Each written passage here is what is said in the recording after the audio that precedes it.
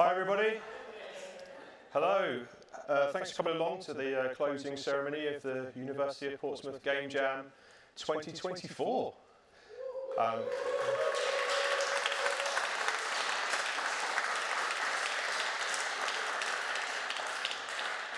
Thanks everybody for coming along. We're going to start with the showreel that Luke and Paul have put together for us for this year.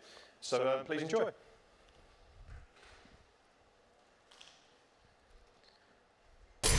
Welcome back, nerds.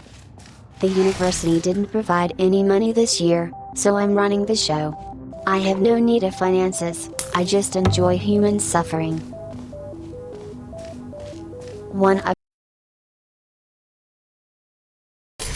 Welcome back, nerds. The university didn't provide any money this year, so I'm running the show. I have no need of finances, I just enjoy human suffering. One of your themes is erythrohydrobupropion. Why didn't you go for something a bit less simplistic? Hey, what's that behind you? Boo. Let's see what you've created. I'm sure your parent/guardian/partner/houseplant are very proud of you.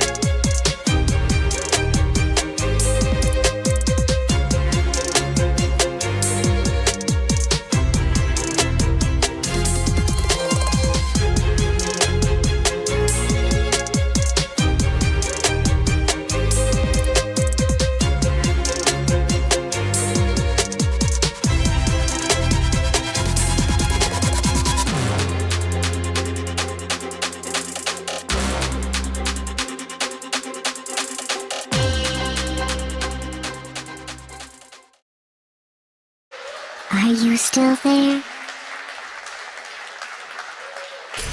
Well, Fantastic work. Well done, everybody. Jay Jahangir has asked me to come up here today and do the sort of awards part of the week because he's understandably getting a bit sort of tired with his voice and stuff. It's been a long week. But I just want to say thanks very much to Jahangir for organising this week and making it such a fantastic event.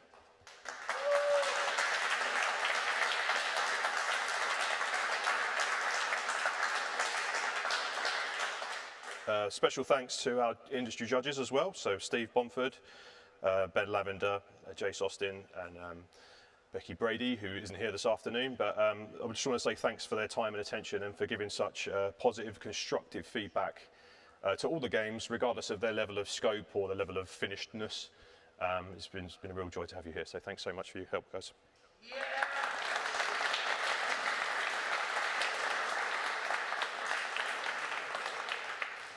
Just a couple more thanks before we get into the kind of awards part. So thanks to Rich Milbourne for kind of corralling everyone together, overseeing the Discord.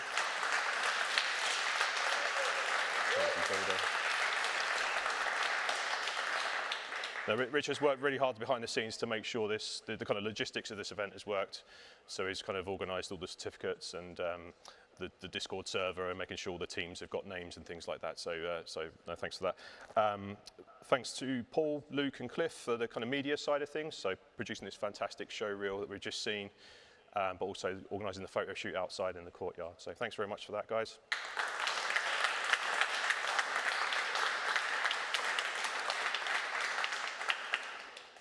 But most of all, thanks to the jammers, to you guys. You know, we can't do this without you. It's been the 16th year that we've done this, and by far this has been the lowest budget year that we've ever had. I'm sure you couldn't tell at all. Because of the lack of extrinsic motivators that you guys have had, normally we give you free lunches and t-shirts and all sorts of stuff. None of that has happened this year, so it stands testament to your commitment that you want to come along and still spend a week making games with us. So, you know, well done for that. Thank you very much.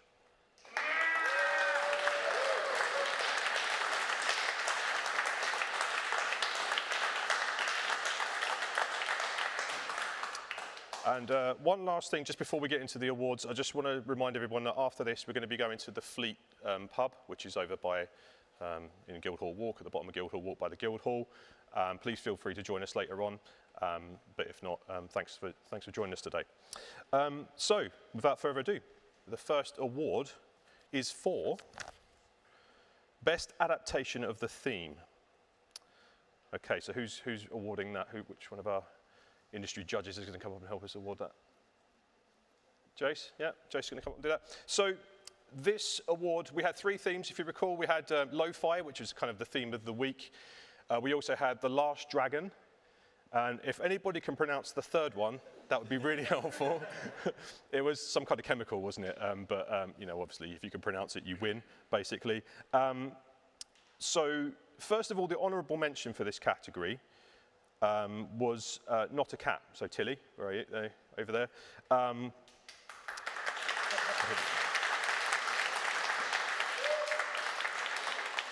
It was an interesting one because we definitely agreed that it was about as lo-fi as you can get. It was having this kind of sort of paper and card thing as a sort of game. But it really caused the judges to have a big discussion about what lo-fi actually means as well. So that was really helpful, so thanks for that. But the winner of the best adaptation of the theme is Too Much Backtracking. Where are they? Are they here? Are they not here? Okay, right, so maybe they're watching online. Basically, the judges thought that they had using the dragon as a weapon was a really interesting thing to do, but also they really nailed the lo-fi PlayStation 1 aesthetic. There's some really nice sort of stretched textures and all that kind of stuff. It was really, really kind of reminiscent of that era, so well done to them. Okay, so we'll move on to the next one, which is Best Engagement with Diversity and Inclusivity. Not going to lie, we kind of struggled with this one a little bit. There was one clear team that did really well in this category. The reason they did well was because they had some integrated language options in the game. There was a rumor of kind of alt text for sound effects and things like that to make people, so enable people to access the game more easily. And I think what struck a chord with the judges was the fact that those design decisions were put in place right at the start of the game rather than kind of trying to tack them on at the end or something like that. So it was kind of really well thought out. And so it's kind of obvious, yeah, the winner of this award is Curly Fries. So well done.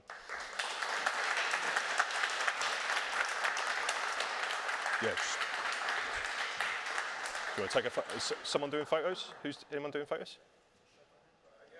Yeah, sorry. Just wait for, yeah, I think there's photos, but yeah. I'll,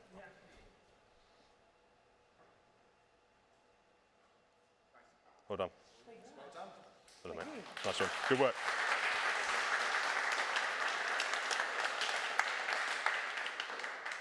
So the next award is Best Use of Technology. So again, we've got an honourable mention for this category. The honourable mention goes to the team that used a ton of procedural generation in their game. One of the judges in particular commented about how well they implemented the invert look, the reversed y-axis, which is something that for 16 years he's probably been asking for every year. It's finally materialised, so well done for that. That honourable mention goes to Chill Boys. Well done.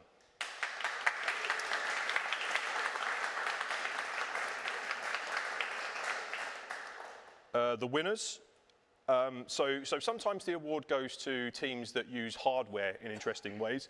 Sometimes the technology means the kind of use of algorithms and things like that. So we felt that this team did a really good job of using algorithms in their game. So they had a world displacement shader that kind of made the world look curved when it wasn't. They had sort of good randomization algorithms that weren't just hard random. It was actually kind of curated randomness to make it actually more interesting to play.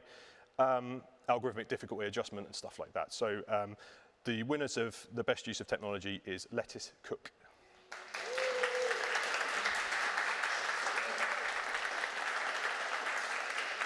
Well done, you lot. Good work.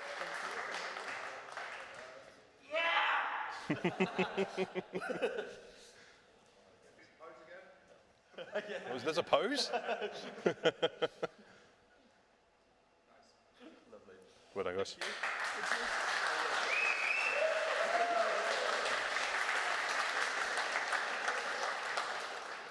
I don't know if you've noticed that even the certificates are kind of lo-fi. We're using recycled paper and everything. So it's, honestly, no money.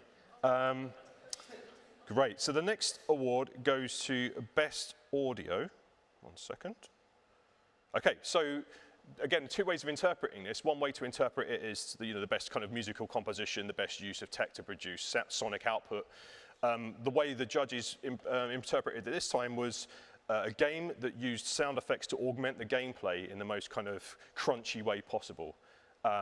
It was a real slick fighting game that had some real kind of good sort of gameplay, moment-to-moment gameplay, good core gameplay loop. So the best audio goes to Team Firewire. Well done.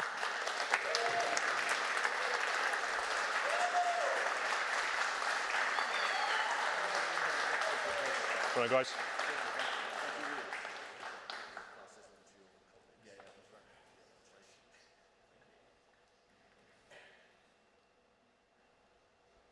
Thank you, guys. Well done.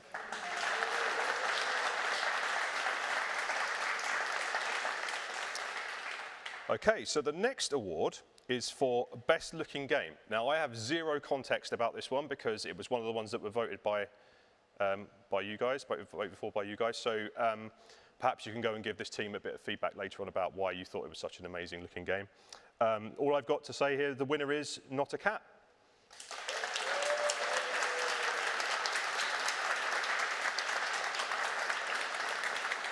Well done, Tilly. Well done.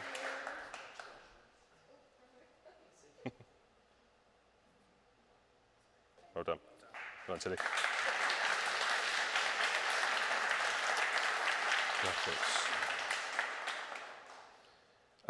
So the next award, again, it's another one voted for by the public. So again, I have zero context on this. It's for Best Game Design. So I'm just going to announce the winner, who won with their rock, paper, scissors game. Team Firewire.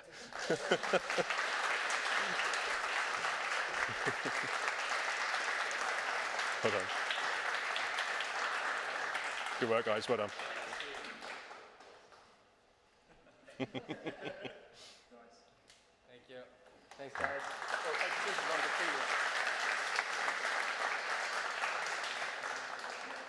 to Okay, so now we're getting into the business end. The next few awards tend to be the ones that kind of have the most gravitas attached to them. So the next award we're going to cover is the most ambitious idea. Sometimes this means a team that tried to do too much and maybe didn't succeed. Sometimes it's about a team that produces a lot of stuff given the sort of resources they've got to hand. Okay, so the honourable mention for most ambitious idea goes to Dragon's Gate. Well done.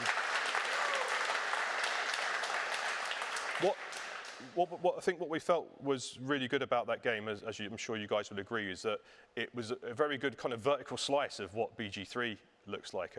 So it was, so ambitious in terms of its mechanics. Had a combat system, had sort of a hotbar at the top and things like that. So it's kind of, it was a really full demo of some really interesting gameplay mechanics. So yeah, well done for that. The winner of the most ambitious idea is a team, a team of one, who is a first year, and made a game all from scratch with no game engine, mainly produced for their own original code. But it had inventory systems, it had a slick UI system, it was well polished, it had procedural generation, it had all sorts of systems in the game. So given the resources available and the starting point of where the project started from, the judges felt this was a really ambitious idea and really well executed. So the award goes to Wish.com Godot. Yeah.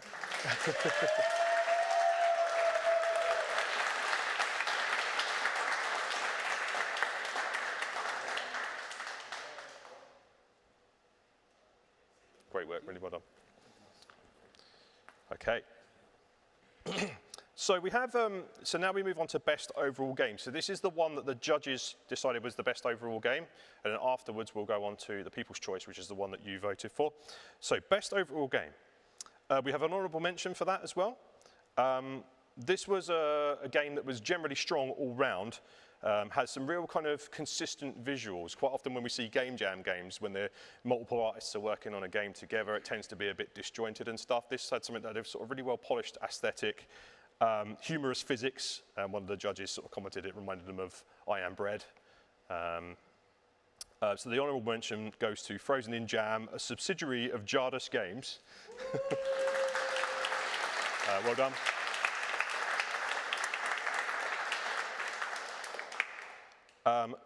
And for the best overall game prize, we've decided this year there's going to be joint winners. I believe one team is here. So the team that's not here, I believe, is Studio Rush.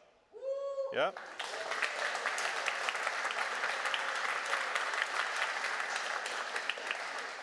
So the judges thought that the Studio Rush game was, it had a really interesting interpretation of lo-fi in the sense that the core gameplay loop was quite chill and there wasn't like really hectic gameplay or anything like that. It was nice to play, but it was very intuitive to play. One of the judges missed the instructions and still managed to pick the game up really easily.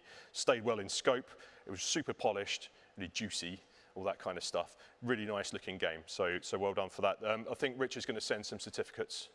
Or a certificate in the across. Oh, okay, there you go, thank you. Thanks, Beth. So the other sort of joint winner of best overall game is is a game that the judges felt should win purely based on how much they couldn't stop playing it. And that is Let Us Cook. Well done.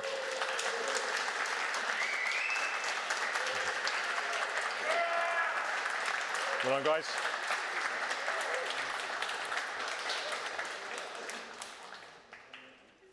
Excellent work, well done.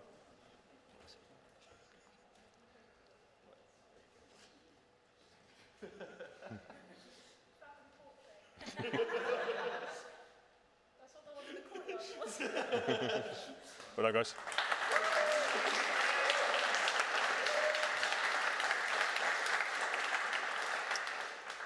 Okay, just trying to find the notes. I've not got a note on here, Jay. Oh, okay, great. Yeah, oh, yeah, easy. Okay, so finally, and by no means least, the award for People's Choice. So this is the one that you guys played and voted as your favourite game of the Game Jam. Yeah, I mean, what I was going to say really, it's not a cat.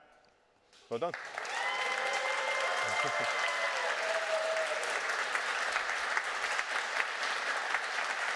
Done well.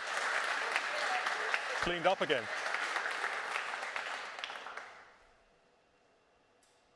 Well done.